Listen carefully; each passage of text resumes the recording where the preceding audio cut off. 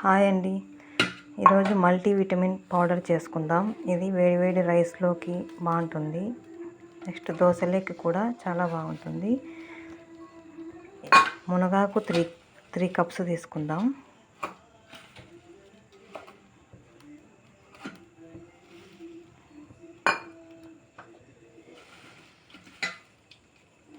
ఇవి కడిగి ఆరబెట్టుకోవాలండి.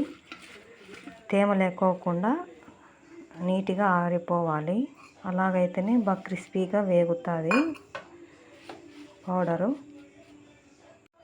చూడండి, ఇలా క్రిస్పీగా వచ్చేటట్టు వేయించుకోవాలి. తర్వాత దీన్ని తీసేసుకొని పక్కన పెట్టేసుకోవాలి. తర్వాత కరివేపాకు 2 కప్స్ వేసుకోవాలి.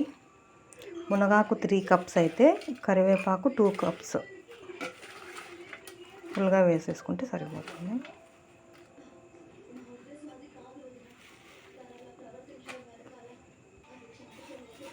కొంచెం మంట తగ్గించుకుంటూ పెంచుకుంటూ వేయించుకోవాలి. ఎక్కువ పెట్టినా కూడా మంట మాడిపోతుంది. కొంచెం లో ఫ్లేమ్లో తగ్గించుకుంటూ వేయించుకోవాలి. ఇలా వేయించేసేసుకున్న కరివేపాకు ఇలా క్రిస్పీగా ఇవ్వాలండి.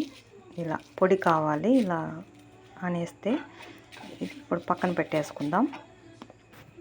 తర్వాత అదే ప్యాన్లో 1/2 కప్పు అవిసె గింజలు తీసుకోవాలి. 1/2 కప్పు తెల్ల నువ్వులు తీసుకోవాలి. 1/2 కప్పు పంకిన్ సీడ్స్ అండి, గుమ్మడి గింజలు ఇవి ఒక 1/2 కప్పు తీసుకొని వీటన్నిటిని వేయించుకోవాలి కొంచెం దోరగా.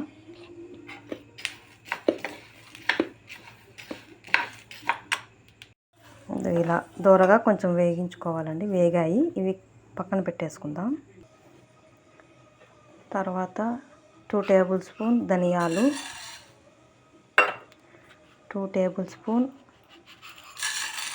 శనగబేడలు, 2 టేబుల్ స్పూన్ మినపగుండ్లు, ఉద్దిబేడలు, వీటిని వేయించుకోవాలి. 1 టేబుల్ స్పూన్ జీలకర్ర, వీటిని వేయించుకోవాలి. పచ్చివాసన పోయే వరకు వేయించుకోవాలి లో ఫ్లేమ్లో. కొంచెం ఆయిల్ వేయాలండి, మర్చిపోయాను. ముందే వేసుకోవాలి. ఆయిల్లో వేయించేసుకోవాలి.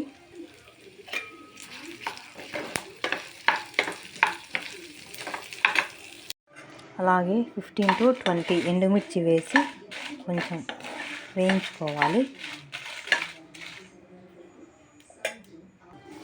వేగిన తర్వాత వీటిని కొంచెం చల్లారనిచ్చాక మిక్సీలో వేసుకోవాలి.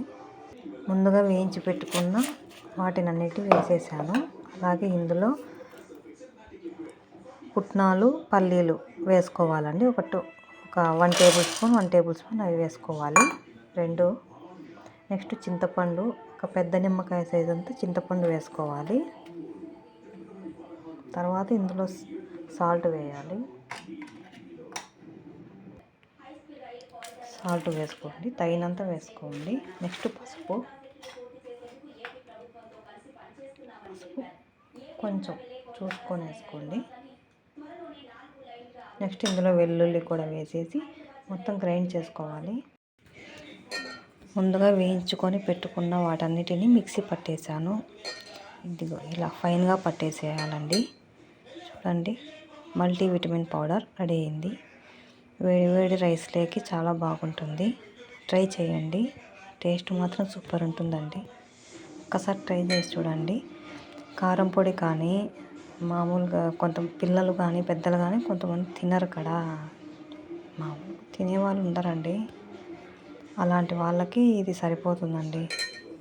కరివేపాకు తినరు చాలామంది, తీసేస్తారు. ఇదైతే పొడిలో కలిసిపోతుంది కాబట్టి తినేస్తారు. ఒకసారి ట్రై చేసేయండి.